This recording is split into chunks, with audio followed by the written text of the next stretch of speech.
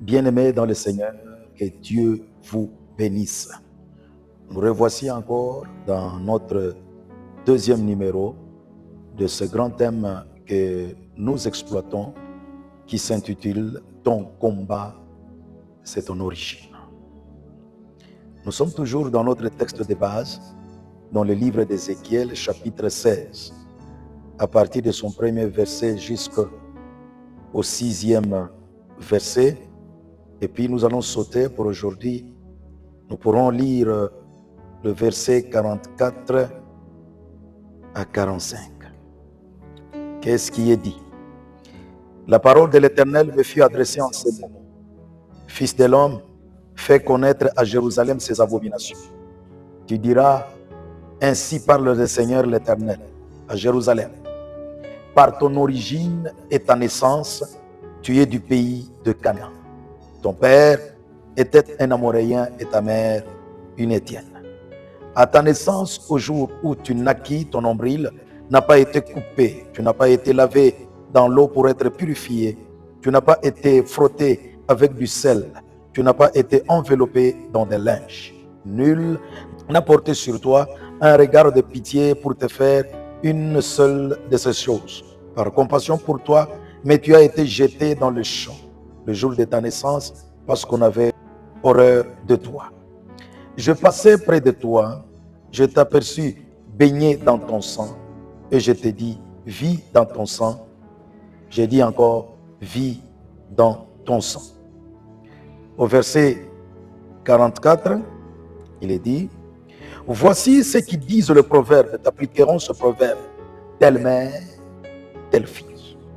Tu es la fille de ta mère qui a repoussé son mari et ses enfants.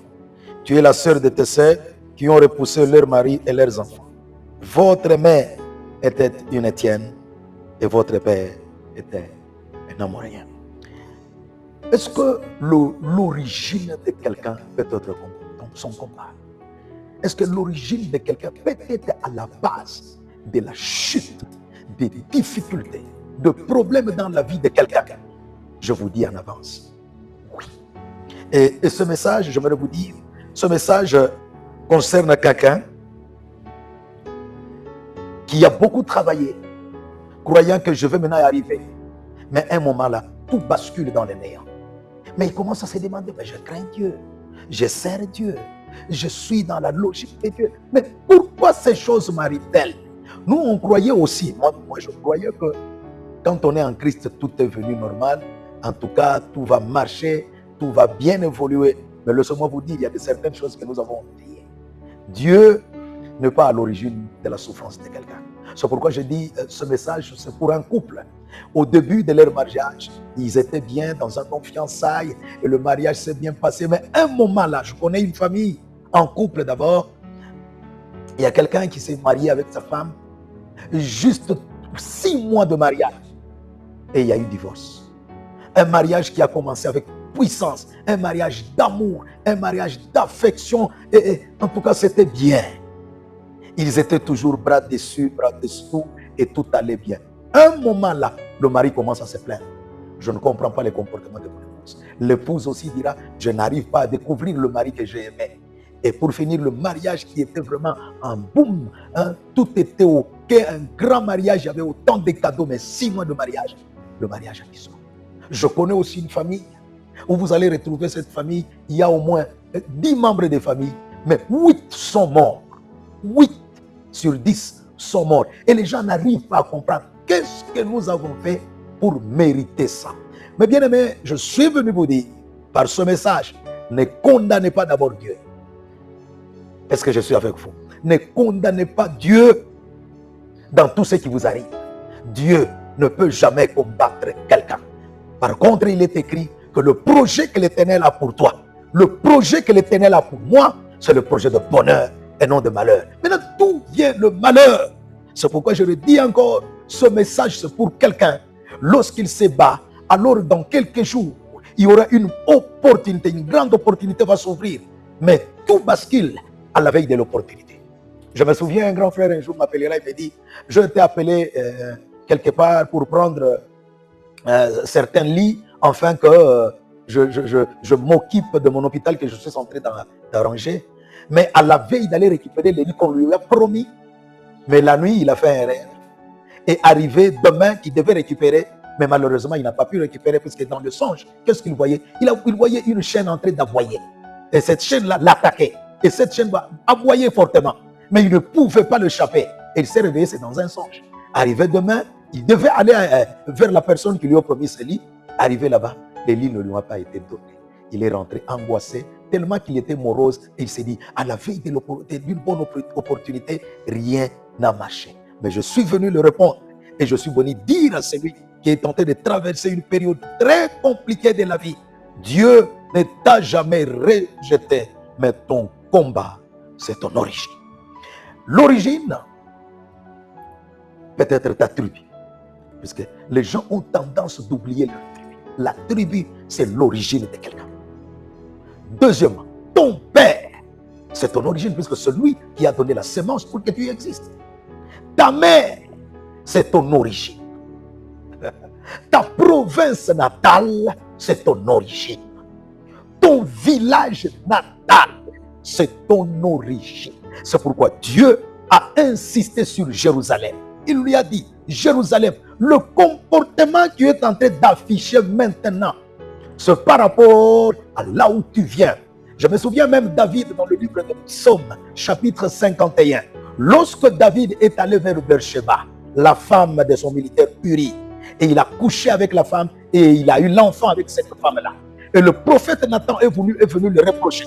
Est-ce que vous avez entendu la prière de David dans le livre de Psaume chapitre 51? Lisez, vous allez comprendre comment est-ce que David se répandait devant le Seigneur. Il disait, Seigneur, pardonne-moi.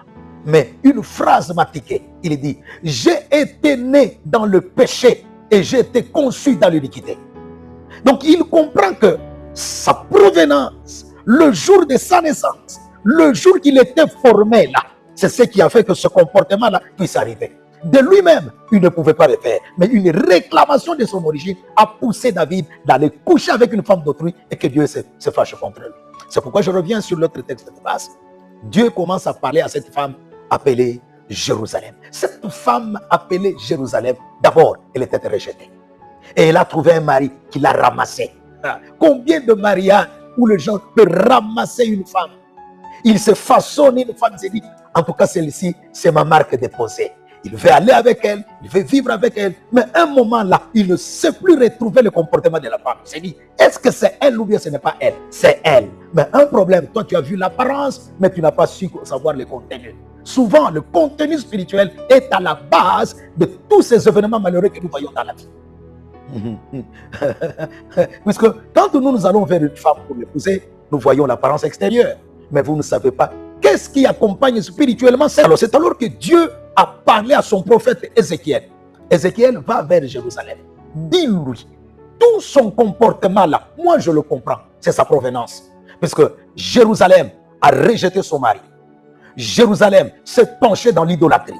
Jérusalem s'est donné aux pratiques occultes que Dieu refusait. C'est pourquoi j'insiste, dans le livre de Deutéronome au chapitre 7, Dieu parle à Israël, il dit, lorsque vous serez à Canaan, faites très attention. Il y a 7 nations plus grandes, plus fortes, mais ils ont leurs pratiques, ils ont leur Dieu. N'entrez pas en alliance avec ce peuple, puisque le Cananéen, d'abord le Canaan, c'est le pays.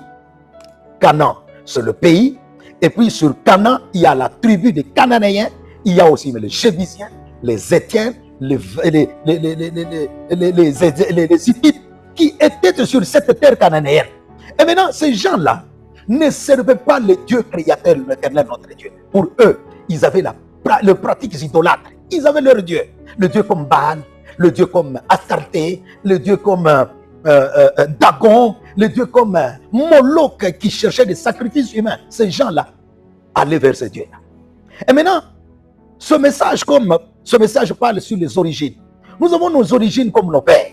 Nous avons nos origines comme nos villages. Parlons d'abord de nos villages natals. Même si vous n'êtes jamais allé au village natal, laissez-moi vous dire, le pratique des habitudes, les coutumes de nos villages sont à la base de la destruction de plusieurs personnes. Pourquoi? Puisque ce pratique-là n'invite pas le Dieu créateur. Par contre, ce pratique-là invite les démons. C'est pourquoi Paul dira aux Corinthiens au chapitre 10, 1 Corinthiens chapitre 10, à partir du 10e au 19e au 20e verset, la Bible dit, même la viande qu'on sacrifiait aux idoles, ce n'était pas à un Dieu, mais c'est à un démon. Je ne veux pas que vous entrez en alliance avec des démons. C'est-à-dire, les pratiques qui se font au village, les pratiques qui se font dans nos familles, les pratiques, surtout nos familles africaines, puisque ici, ce message, ce n'est pas seulement pour les Congolais, mais ce message, c'est pour les Africains en général. Et si j'allais en Europe, il y a la façon dont je vais m'adresser à eux par rapport à ce message. Ton combat, c'est ton origine. Je connais un homme de Dieu, parce que ce message ici mérite trop d'exemples. Je connais un homme de Dieu. Il a bien commencé son groupe de prière, il a bien évolué jusqu'à ce qu'il ait une église. Mais un jour, il a commencé des dégâts dans son groupe de prière. Il prenait les femmes dans l'assemblée, il couchait avec les femmes dans l'assemblée, il bouffait en désordre de l'argent de l'église. Mais un jour, il s'est dit, pourquoi je fais ça? Puisque après avoir commis de tels actes, son cœur le reprochait. Il disait, pourquoi? Alors, en suivant l'histoire de sa vie, d'abord, la façon dont il est né, et deuxièmement, là où il est né, troisièmement, comment est-ce que sa conception est venue? C'est là qu'il a compris que j'ai un problème. Normalement, avant que je ne serve le Seigneur, je mériterais d'abord d'être délivré. Ici, je ne parle pas de la délivrance comme salut, puisque la délivrance comme salut, oui, Christ est venu, il est mort pour nous, nous irons au ciel. Mais la délivrance dont il est question ici, c'est la délivrance que Christ et Jésus dit en Matthieu chapitre 12, au 43e verset jusqu'au 44e verset. Il est dit, lorsqu'un démon sort, va de l'Éliésaride, cherchant du repos, il n'en trouve pas, il s'est dit, je retournerai dans la maison où je suis sorti. C'est-à-dire la délivrance dont il est question, c'est le chasser les démons. Écoutez, un chrétien qui n'est pas délivré est exposé à la malédiction. Un chrétien qui n'est pas délivré est exposé aux démons de sa famille. Moi qui vous parle, c'est en connaissance des causes quand je dis ce message. Puisque j'en ai souffert. Vraiment, j'ai beaucoup souffert à cause de mes origines. Laissez-moi vous donner seulement un exemple. Je suis à Lusaka en Zambie, invité par un ami. Et cet ami-là était qui? C'était le chef d'état-major général de la police nationale zambienne. Il m'invite chez lui. Je suis allé avec lui à Lusaka.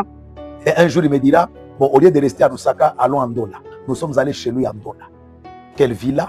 Je suis entré chez lui, il me dira, pour te mettre à l'aise, laisse-moi te loger dans un hôtel, il y a des amis congolais, vous allez partager. Vous savez pourquoi il m'a pris? Il m'a pris, nous sommes allés en Zambie avec l'objectif. Il avait au moins 10 wagons de marchandises, 10 wagons pleins d'haricots. Et qu'est-ce qu'il disait?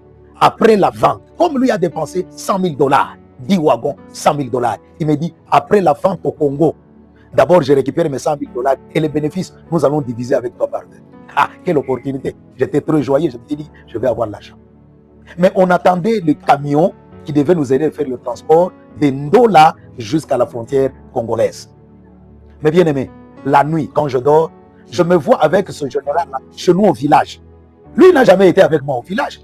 Mais il me dit, et je lui pose la question, je dis, moi je vais là. Mais depuis que tu m'as amené ici, ça fait très longtemps, fais quand même rapide pour que je rentre chez moi. Il me dira, est-ce que c'est moi qui t'ai amené ici? Et quand je me réveille, c'est dans Saint-Saulge, j'ai compris que cette affaire ici n'ira pas loin. Et le matin, il arrive, il me dit, mon frère, comme tu as beaucoup traîné, rentre d'abord au pays, je vais t'appeler. Depuis 2000, l'an 2000, jusqu'à aujourd'hui, cet homme-là ne m'a jamais appelé. Puisque je me suis retrouvé avec cet homme chez nous au village natal. Et je me suis vu avec lui au village et je lui dis, tu m'as fait traîner ici, pourquoi ne fais-tu pas vite pour que je rentre? Il me dira, est-ce que c'est moi qui t'ai amené ici? Et il avait pleinement raison, puisque le village, c'est mon village, ce n'est pas son village. Et j'ai perdu cette opportunité. Il a fallu que je comprenne que, dans mes origines, dans mon village, il y a des choses qui me réclamaient. C'est pourquoi mon frère qui est en train de me suivre en ce moment, ton combat, ce n'est pas le patron, ce n'est pas ton patron, ce n'est même pas ton boss, ce n'est pas ton PDG, ce n'est pas ton directeur. Ton combat, c'est de là que tu viens. Parce que dans les détails, nous commencerons à parler sur les origines comme papa et maman. Les origines comme le jour de ta naissance. Puisque Jérusalem, il lui a été dit par l'Éternel, le jour de ta naissance, au jour où tu naquis, ton nombril n'a pas été coupé. Tu as été jeté dans le champ. Mais je passais près de toi, je te vis baignant dans les sangs. Ce message, c'est pour dire à quelqu'un que l'Éternel est en train de passer près de toi pour te faire voir que la souffrance que tu connais, ce n'est pas l'Éternel. La souffrance, le problème qui t'arrive, le problème simultané que tu as chaque année, tu dois avoir un problème. Chaque année, tu dois perdre de l'argent. Chaque année, tu dois perdre un enfant. Je viens de recevoir tantôt là une jeune dame qui me dit, papa, ça fait 5 ans que je suis au mariage, mais pas d'enfant. Et qu'est-ce qui lui arrive? Chaque année, elle ne fait que l'avortement. Chaque année, pendant les 5 ans, elle ne fait que l'avortement. Je lui ai tout simplement dit, ton combat, c'est ton origine. Viens demain le dimanche, nous allons prier pour toi et tu vas découvrir que ton origine a un problème. N'est-ce pas, il est écrit, si le fondement est renversé, le juste, que fera-t-il? Ton combat, c'est ton origine. Rendez-vous, 3e numéro. Dieu. Réalisé par Memoranda Marketing et Pub.